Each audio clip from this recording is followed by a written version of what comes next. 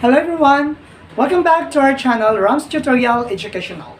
Today guys, or my dear students, we're going to discuss about the concept of multiplication or multiplication concept. What is multiplication? A multiplication class is the shortcut for repeated addition. Later on, I will discuss about that. Now, multiplicand is the number to be multiplied by another number. The multiplier is the number you are multiplying by. Factors, the numbers to be multiplied. And these are what we call the concept of multiplication. And the last is the product, which is the result in multiplication sentence. The answer in multiplication sentence. Sharam, can you give me an example about the multiplication concept and how the multiplicand, the multiplier, the factors, and product? Yes, my dear students, I'm going to show you how to identify, because our objectives are to identify the multiplicand, the multiplier, and the product, which is the result in multiplication sentence. Okay, so now I'm going to show you how can you identify this following what you call multiplication concepts. Here we go. We have example. We have 9 times 9 is equal to 81.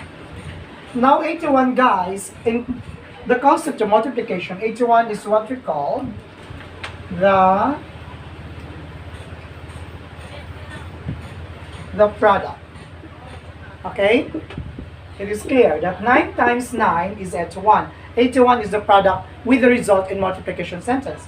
And how about this one? The 9, this one, and of course together with this. And what are those? So in leveling class, remember, you should identify, because at the end of this lesson or topic, students are expected to identify the multiplicand, the multiplier, the factors, and of course the product. That is the most, or those are the most what you call objectives of teachers, that everyone or students, they will listen, and of course they can identify it right after my discussion. Hope you understand, my dear viewers. Now let us proceed to another concept of multiplication. First, 81 is the product. Now class, let us proceed for the first number. So remember, 9 is what we call the number to be multiplied by another number. So this is what we call the multiplicand. We're going to write here multiplicand. And this one, the second number, is the multiplier. Okay, multiplicand and multiplier. As I've said, that multiplicand is the number to be multiplied by another number, whereas the multiplier is the number you are multiplying by. Now next, this number 9, two numbers, are what we call the factors. Okay? These are what we call the factors. Factors means the numbers to be multiplied. Now I will give you what you call a motivation process, or this is what you call an assessment to the students. What do you mean by assessment, teacher? Assessments or motivation or evaluations are different terms, but the real definition is that we motivate the students on how they can learn it, because there are also some students that fast learners and the others are slow learners. So here it's where I'm going to discuss you one by one. I'm going to discuss it thoroughly so that you can understand our topic about the concept of multiplication and how you are going to level it. Okay, here we go. So I'm going to reset. Okay.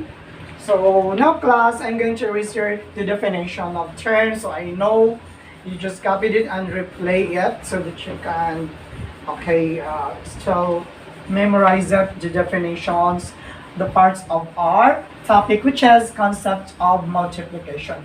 Remember, this guys, what you call our lesson is what we call the introduction of multiplication, process. But this is very much important, remember, for the young minds, for the lower grades.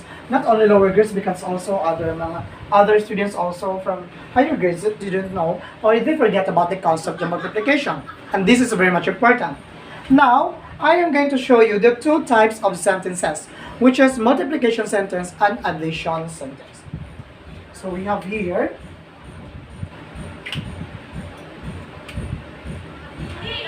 multiplication sentence. This other one is addition sentence. Here, class, the difference about in first and second is that when you want that your students could learn easily about the concept of the multiplication, you are going to teach first multiplication sentence, and then we inculcate the mind of the students the addition sentence so that it's easier for them to memorize or to inculcate in their minds about the multiplication or the concept of multiplication. So for example, we have the first given number is that, okay, we have number 1, 14. Chiram, what is the multiplication of the number 14 or the first given number? So 14 class, in multiplication we have 2 times 7 is equal 14.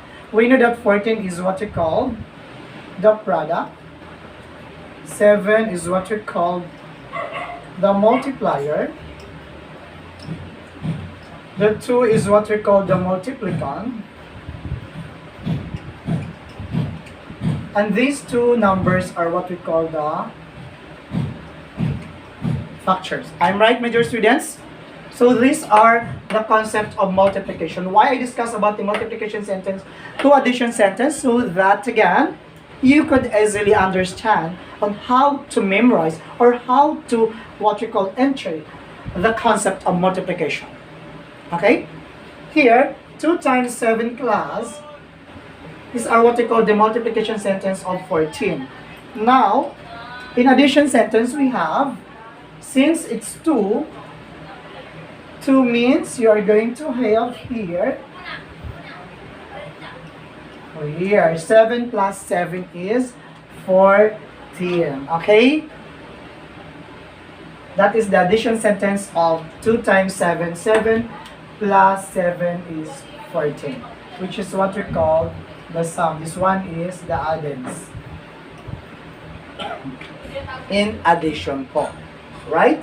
So that is our first number, number 1. So let us proceed to number 2. So for example, number 2 class, we have 18. So we're going to start here. 2 times 9 is equal 18. So you know already that. These are our multiplication sentence. 2 times 9 is 18. Here, in addition sentence, we're going to write here 9 plus 9 is equal to 18. I am right, my dear viewers? From multiplication sentence to addition sentence. Now I will give you another number. 42. What is the multiplication of 42 class? Try to think at first the multiplication sentence of 42. Okay. The multiplication sentence of 42 we have 7 times 6. So I don't want to write equal because this will be the number, but I am going to write it. 42. Now, remember class, 7 times 6 is 42. In addition sentence, my dear viewers, we have, you are going to, how many 6? We have 7. So you're going to add here 6 plus 6 plus 6 plus 6 plus 6. Let us count 1, 2, 3, 4, 5. Plus 6.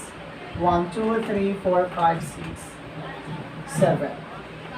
The result is 42, my dear viewers. That's easy, right? From multiplication sentence to addition sentence. We have the two addends, the two numbers, which is what's called the addends, and the result, what we call in addition sentence is sum. Here, in multiplication sentence, the two numbers are what you call the factors. The first number being both the multiplicand and the multiplier. And the result or the product is, the result of the multiplication sentence rather is the product. Now, let us proceed to number 4. So, where's my eraser? My eraser, excuse me for a while. What is that? I forget my eraser. So, let's proceed to number 4.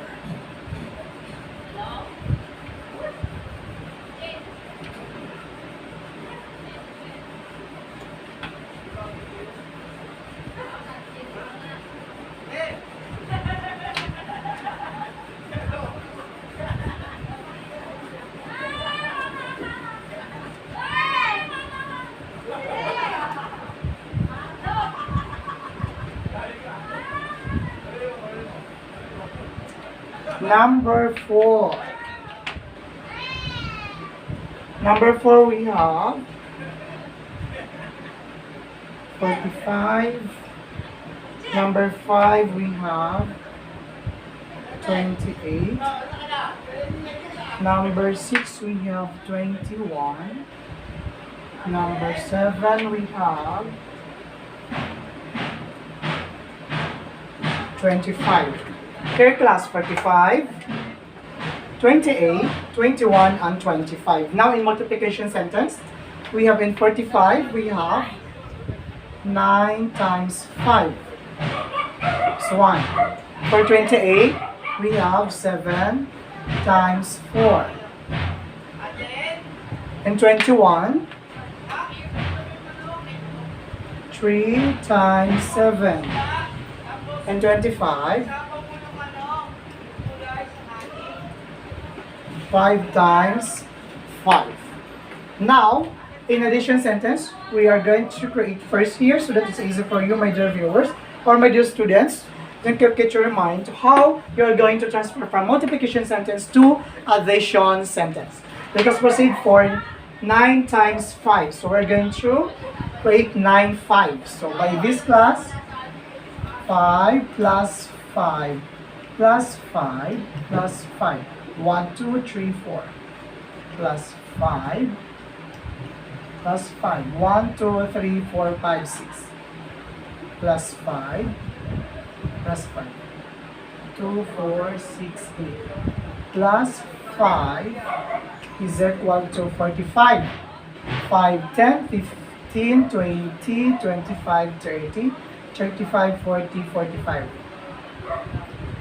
That is addition sentence for 45. In multiplication sentence, guys, 9 times 5. Again, the result is what you call the product. The first number is the multiplicand.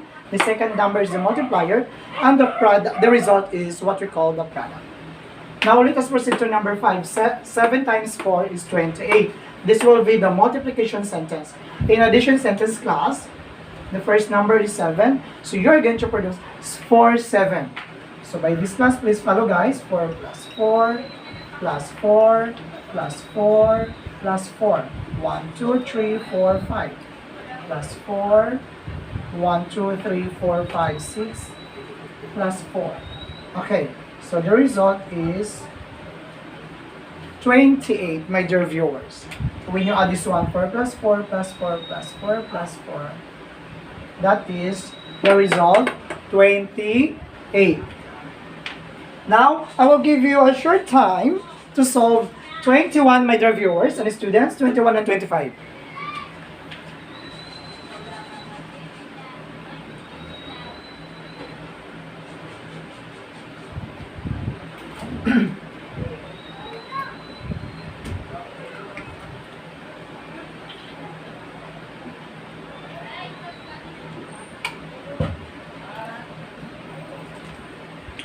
Okay, we are going to continue in number 6, which is 21.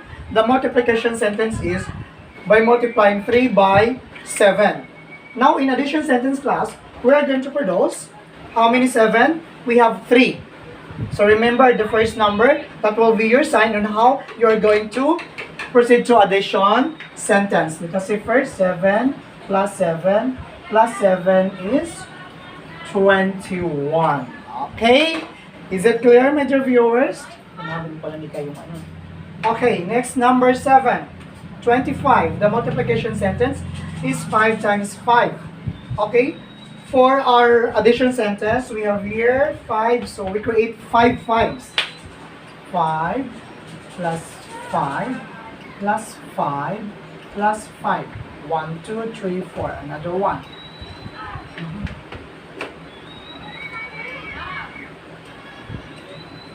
Okay, my dear viewers, that is 5 plus 5 plus 5 plus 5 plus 5 is 25. That is addition sentence form. Okay? Next, number 7. Okay, number 7. We're done for number 7. Sorry for that. So we're going to proceed to number 8 to 10.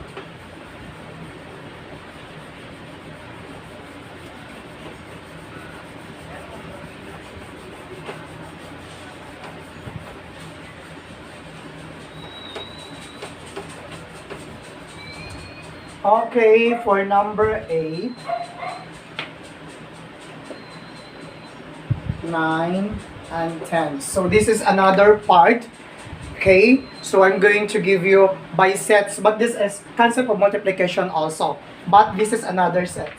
So we have in number 8, 4 sets of 5, 9,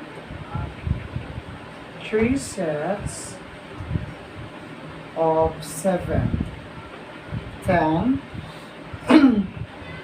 6 sets of 6. Okay, we have the following choices class in number 8. So we have here choices here 16, 15. This is for number 8. For number 9, so we have for number 9, 21, 23. For number 10, my dear viewers, this is for our last discussion. So 6 sets of 6. So we have here. Here we go. Let us answer now. So what is sets? Yeah, this is also part of our discussion, which is multiplication concept, my dear viewers. This is fourth quarter. Here we go. 4 sets of 5. So that means to say 4, 5. 5, 10, 15, 20. That is an addition form also. 5 plus 5 plus 5 plus 5. That is 4 sets of 5. So the result is 20, my dear viewers. I am right? 4 sets of 5. 1, 2, 3, 4. 5, 10, 15, 20. That's also through skip counting process.